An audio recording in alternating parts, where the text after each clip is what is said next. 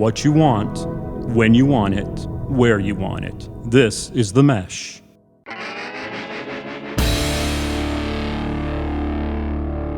I'm with the band.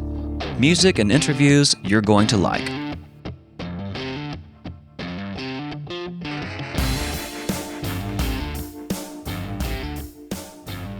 Hello and welcome to I'm with the Band here on the Mesh Podcast Network. I am your host, Andrew Moose. Thank you to all of our listeners for tuning in today. If this is your first time listening to this podcast, we invite musicians of all creeds to discuss their current projects, their touring life, and overall lives as musicians. This episode of I'm with the Band is produced in partnership, this time with the No Contact Concert Series, Codex Sound, and Midwood Entertainment. And in case you are catching this podcast down the road, we are currently podcasting remotely away from the beautiful Mesh Studios in downtown Hickory, and we are smack dab in the middle of the COVID-19 pandemic. So the guys I mentioned before, Codex and Midwood, are putting on the No Contact Concert Series, which is allowing bands and fans to interact during this time via the World Wide Web. And my guests today on this podcast, they're playing the No Contact Concert Series this Saturday, May 9th, 8 p.m. I'd like to welcome to I'm with the Band, Ty and Sav from Western North Carolina, Unspoken Tradition. How's it going, guys? Good. How are you? Thanks for Hey, having me. Moose. Great to be here. Great, guys, man. Thanks for coming on and spending a little time with me today. I'm really excited to get to talk to you. Just some quick stats on Unspoken Tradition. If you guys aren't familiar, they've got 3 albums out right now. Their newest one is "Miss We Tell Our Young," and that's available everywhere. All those albums are available everywhere. They've played the Merlefest main stage. They've charted 5 songs on the Billboard Bluegrass charts. What's new? How are you guys staying busy? Well, we're not that busy. Like you mentioned, in the midst of the COVID pandemic, we have been working a lot from home. Of course, for the foreseeable future, gigs are either postponed or canceled. You just mentioned Merlefest. In fact, that was a weekend or so ago, and that was been canceled for the year. And another one that is beloved to Sav that he goes to every year, the Gray Fox Festival up in New York is canceled, and several shows and festivals we were going to play this summer and on into the fall have been either postponed or canceled. So we are working from home. We some of the guys in the band are sort of furloughed. Some are still working from home and drawing a paycheck from our day jobs, but we are collaborating a little bit where we can. We're being creative. We're writing, getting ready for our next recorded project, of which we've already begun. And we'll have some new music out from that here in a couple weeks. So we're biding our time trying to still get new music released. And I, for one, am getting a lot of practice in. I don't know about you, Sav. Yeah, absolutely. I mean, one of the silver linings of the stay home situation has been just the amount of time I've been able to put in practicing and writing. And one cool thing we've been doing both as a band and individually with other collaborators is doing kind of some of these long distance collaborations. I'm sure you've seen on Facebook and that kind of thing. There's a great app out there called Acapella that allows you to do that. And so I've been doing some of that, and we did one as a band. It was kind of a fun one. We rewrote the lyrics to one of the songs on Miss We Tell Our Young as a kind of a PSA about the COVID situation. We put that video out a couple weeks ago. And so, yeah, we've been trying to find creative ways to stay engaged with each other and stay engaged with our fans. Absolutely. And I think that's what's so cool about what you guys are going to be doing this weekend. The guys at Codex and Midwood have partnered with these bands on their roster, and they are putting a full production out, full lights, full stage, full sound, and do a multicam recording and live stream. I think they're doing it almost weekly, and it's great. I mean, I saw Acoustic Syndicate and Cruz Contreras the last couple times, and it's it's fantastic to see what they're doing, and I can't wait to see you guys on that stage this weekend. Yeah, absolutely. One of the coolest things, I went back and watched. I watched that Acoustic Syndicate show live, and I went back and watched some of the stuff from this past week, just in preparation for us coming out there. And it really is the closest thing to seeing a live show that's available right now. I mean, what they're doing out there is really well thought out. The sound, the lighting, the broadcasting is all just really top notch. So we're obviously very excited to get out there. And just, on a personal level, I know all of us are just itching to play music together again. So it'll be a great opportunity for us. Right. And I think that's what's the most difficult part about this pandemic, is not being able to be around the people that, you like being around, playing music and just your general socialization. I'm wondering how that's going to play out in our music world. Do you think that, and it goes back to the old adage, do you have to be sad to play a sad song? Do you have to be happy to write a happy song? And I'm wondering, what do you guys think is going to come out of the pandemic overall for songwriting? Do you think it's going to be more of a woe is me, or more of a hope eternal type? Probably a lot of songs about existential crisis, I imagine. Who's to say? That's such a personal experience, writing songs, and a lot of that has to do with what's going on with someone internally. But I personally feel like a lot of this time out of what I consider a sort of the chaos of the everyday of, working, playing shows, this brief pause in socialization, this brief pause in some ways just humanity in general, is in some ways, as stressful as it is about the financial future of all of us, it's in some ways it's sort of a staycation, a time to be reflective. I think we'll probably see a lot of introspective projects and recordings come out of this. I'm not really joking about the existential, probably a lot of that too. And then probably a lot of things that speak a lot to our universality and our universal humanity and the things that bring us together, because it's something interesting about this situation. It's everybody in the world is experiencing it all at once, or, in various stages. But, and that's something that usually is reserved for times of, big world wars. So it's a international phenomenon. And, I think if nothing else, it sort of bonds us together, or I don't know, maybe levels the playing field for everybody. And I think what art it gets created out of that will be interesting, whether it's music or other forms. So we're going to listen to one. The song that we're going to play for you guys is called "I Say Let's Go," and it's featured on Unspoken Tradition's newest albums, Myth We Tell Our Young.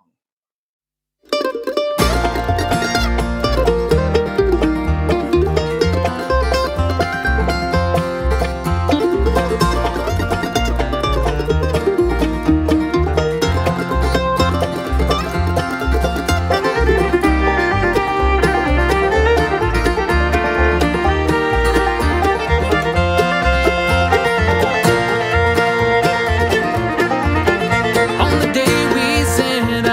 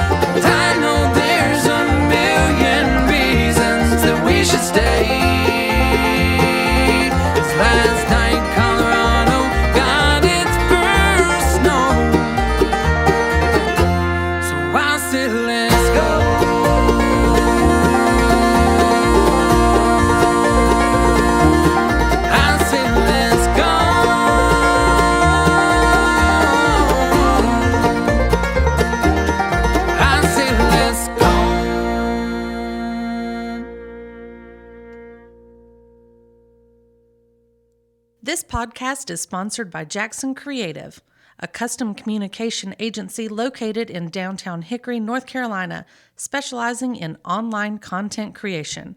To learn more, visit thejacksoncreative.com. Jackson Creative, we tell your story. During this time, I have had a chance to listen to a lot of good music, and when I was approached about having you guys on the podcast, I started doing a dive in your most recent work and listened to that first album, Miss We Tell Our Young, and lo and behold, one of my favorite songs made your album, and it's Mountains Win Again, that Blues Traveler song. It's the last song on your album. How did that song make the album? How'd that come about? I think we were looking for another cool cover. We did on our first release, we did a cover of Stick Shifts and Safety Belts from Cake, and we were looking for something, I think, to kind of cover that, something that people will recognize. And Audie, or maybe one of our former bassman, Lee Shuford, who was a founding member, I think those two guys, they knew the song, maybe had played around with it before, and we worked it up and just thought it was a really interesting and a good fit that translated well to bluegrass. So not a lot of real deep strategy there. Just thought it would be something cool. And once we got into recording it, we realized that it was really going to turn out to be a great cover. So the end product ended up being a better result than we expected. So I'm glad you like it. And a lot of people love that stuff. All of us 90s guys. I'm a 90s guy. Same. Remember Blue Travelers from back there. So sure. Yeah. I used to go to Horde Festival back in the day, and Blues Traveler and Widespread Panic and all those guys used to tool around the Southeast playing that. And I got well accustomed to those guys. And it was great to see the mutual respect for that band and that song on that album.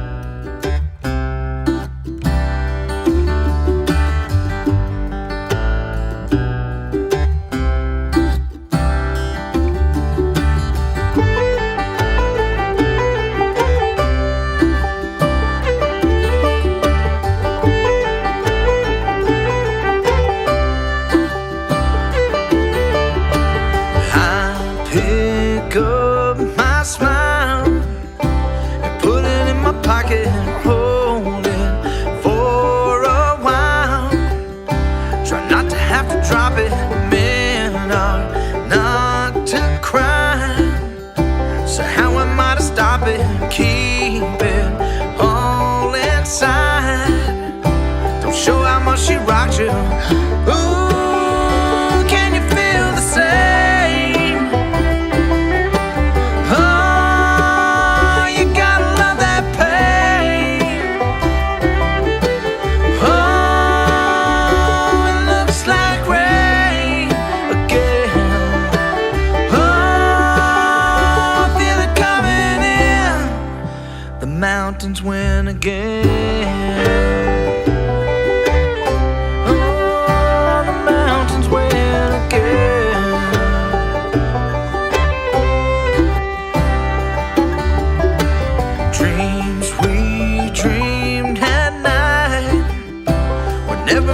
Come to life, I can't understand. The east should pull away a hand this time in my life. I was hurt enough to care, I guess. From now on, I'll be careful what I share. Ooh, can you feel the same?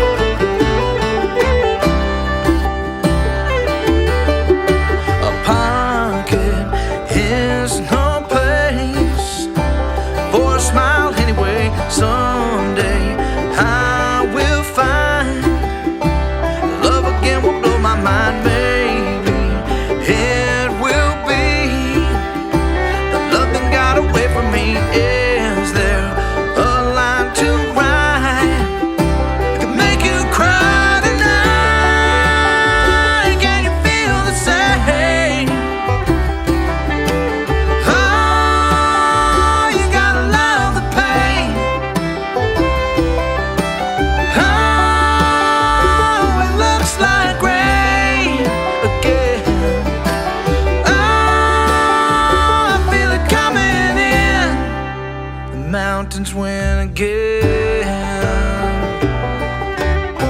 Oh, the mountains win again.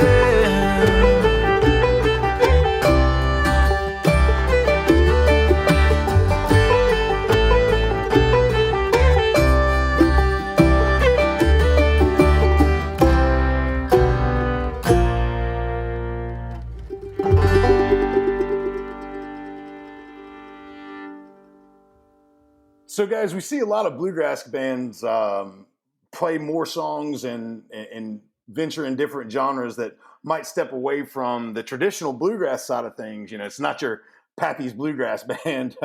What other bluegrass bands do you see out there that you guys tour around with, or maybe take some inspiration or direction from? Sav, who do you get inspiration from?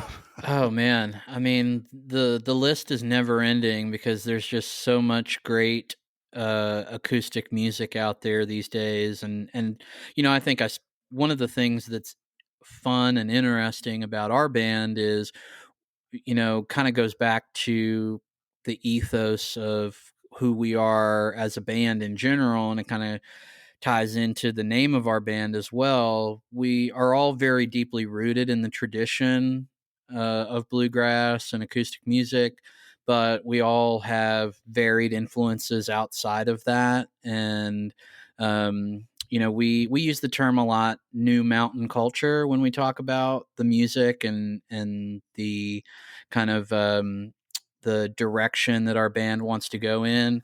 And I think what that means for us is kind of synthesizing those things, synthesizing that tradition with all of our contemporary influences, like that Blues Traveler song you were just talking about. There are just a bunch of wonderful bands out there. We're very fortunate to work with the Mountain Home record label. And, Mountain Home alone has a wonderful lineup of artists that we certainly take a lot of inspiration from. One that comes to mind for me is Balsam Range. Balsam Range is a band that's from our area, from Western North Carolina. We know all those guys really well. And, they have a really great sense of who they are as a band. Like they're intensely musical. They're all wonderfully talented on their instruments and great singers and all of that. But the whole is greater than the sum of the parts. What they make together is better than what they could each do individually. And I think that's what we strive for as well. Yeah, some other cool people on the label, recent signees, Fireside Collective, really cool band doing a lot of the expanding out of just the bluegrass roots into jamgrass. We've got people like that. Jeremy Garrett, our label mates with us. Jeremy Garrett's the fiddler for the infamous String Dusters. So we've got sort of the more progressive side of folks that we're associated with, all the way to hardcore, straight ahead Carolina grass, like our friends in Sideline, another group on the label. So right. I think we're sort of influenced by both sides of those spectrums, and with an attention to original tunes as well. We touched on the Earl Scruggs Festival earlier. What other some other smaller festivals that you guys have played that our listeners might not be aware of? Smaller festivals that we played. We only play the big ones, man. I don't know what. Yeah. We only play the big festivals. I know you said the Gray Fox Festival up in New York. That's what size festival is that, Seth? That's definitely one of the bigger festivals on the festival circuit. Think in terms of North Carolina festivals, it's kind of on the scale of Merlefest. Okay. So it's pretty big, but there are just a great number of both festivals and concert venues that we play right here in North Carolina. The Gray Eagle here in Asheville. Places like that. And then, on the festival side, there are things like the Albino Skunk Festival is one that I know Unspoken Tradition has played. That was prior to me being in the band, but they've certainly played that one, and that's a wonderful festival just over the line in upstate South Carolina. That's always a fun one. There are just a great number of them out there. But I think even aside from the festival scene, those smaller venues and clubs, listening rooms, those are the kind of venues that we really love to play, because it allows us to connect with our fans a little more directly than we would if there were, 5,000-10,000 people sitting in a field somewhere.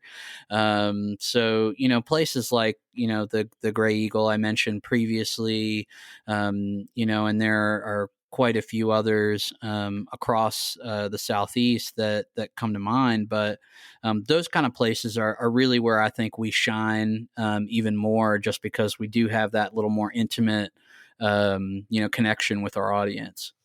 Yeah, I was going to mention Albino Skunk. That's a good one.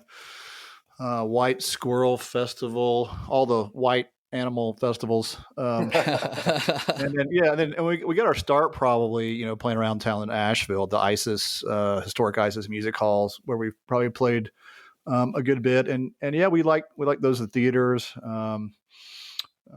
performing arts centers.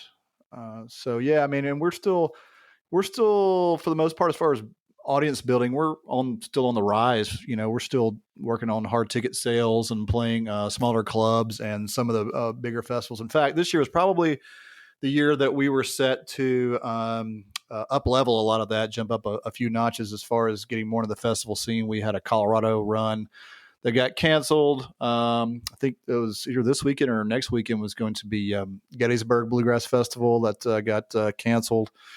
And we're sort of waiting to see what else happens. And then, of course, if it happens, and looks like all lights are green for it to, still for now is the first annual Earl Scruggs Festival that you mentioned down there at the Tryon Equestrian Center. So fingers crossed that one still happens.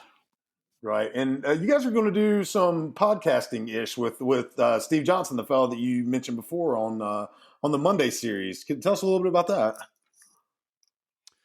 Yeah. So we've obviously known Steve for a long time, Asheville native guy and a picker and promoter, and was the talent buyer for many years over at Merlefest, and gave us some opportunities over there. Yeah, he is one of the folks that's doing the talent buying and the promotion for the Earl Scruggs Festival. And they're doing a month of Mondays where they record and do, I believe it's Zoom. It's like a Zoom sort of roundtable talk with different artists that are performing there. And ours is on the 25th, I think. Somebody can correct me if I'm wrong there. I don't have a calendar in front of me. All the days are running together right now. Yeah, I think Monday the 25th, Memorial Day. Oh yeah, Memorial Day. Perfect. So yeah, much like we're talking now, we're just going to be catching up with Steve and talking about what we've got going on and what the overall plans are for the festival. If our listeners want to go find Unspoken Tradition, how can they go and find you guys on the internet? Well, we're always promoting for folks to listen to us wherever they stream music. That building those numbers, monthly listeners and followers on Spotify is great for us. We do get paid for streaming, believe it or not. It is reality. It happens. And also it's a great way to just help build our numbers. So we're on all the streaming services. We're on Apple Music. We're on Spotify. We're on Pandora. We're on unspokentradition.com. Social media, of course, all those great places. We love to hear from people and talk to folks. If anybody wants to send us a message, if they have any songs that we do and want to hear them on Saturday night, we won't be able to have anybody shout from the audience. So if they have requests, they can send us some messages on Facebook. If we know the song, we'll do it. If we don't, tough luck. We won't be able to do that song. But you guys are going to do a live Stump the Band in front of thousands of online audience. I love it. That's the best. Put your feet to the fire and see what happens. I appreciate you guys coming on to I'm with the Band here on the Mesh. And if you're going to catch them at the No Contact concert series, it's going to be happening May 9th, this Saturday, 8 p.m. on Facebook and on YouTube. You can find that the stream on the No Contact Concert Series Facebook page. So again, Ty and Sav from Unspoken Tradition, thank you guys again for coming. My name is Andrew Moose, and you are on The Mesh.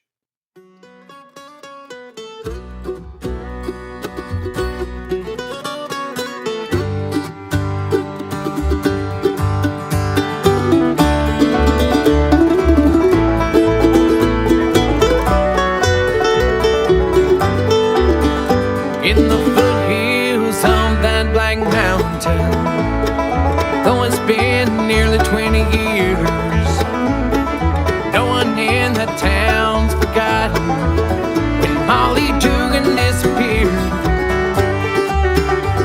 They searched up and down that mountain, but they never found a trace. And what happened to poor Molly remains a mystery still today. On the dark side of the mountain where the sun no longer shines, there's a secret place well hidden in the shadow of the pine. I'm the only one who kneels there by that shallow grave to weep. On the dark side of the mountain where Molly Dugan sleeps.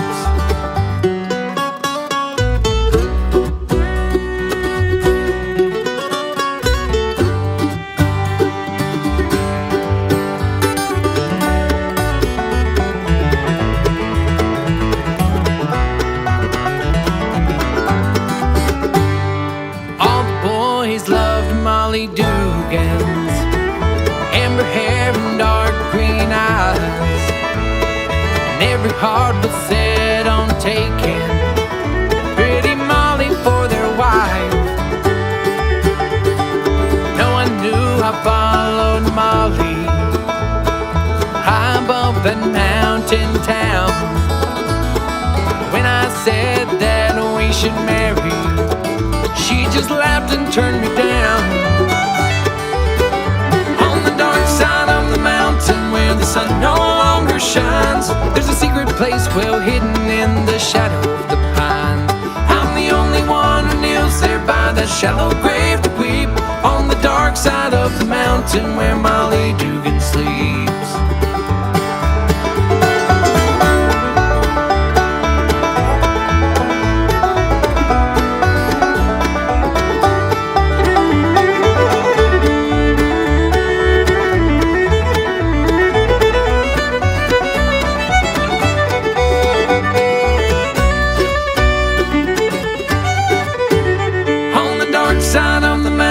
Where the sun no longer shines, there's a secret place well hidden in the shadow of the pines. I'm the only one who kneels there by that shallow grave to weep. On the dark side of the mountain where Molly Dugan sleeps. On the dark side of the mountain where the sun no longer shines, there's a secret place well hidden in the shadow of the pines. I'm the only one who kneels there by that shallow grave to weep. On the dark side of the mountain where Molly Dugan sleeps.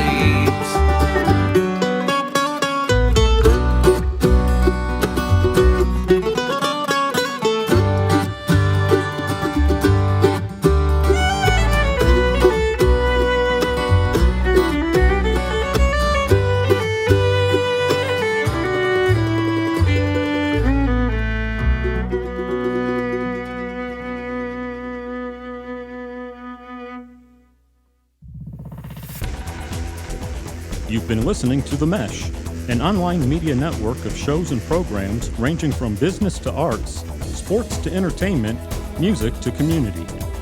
All programs are available on the website as well as through iTunes and YouTube. Check us out online at themesh.tv. Discover other network shows and give us feedback on what you just heard.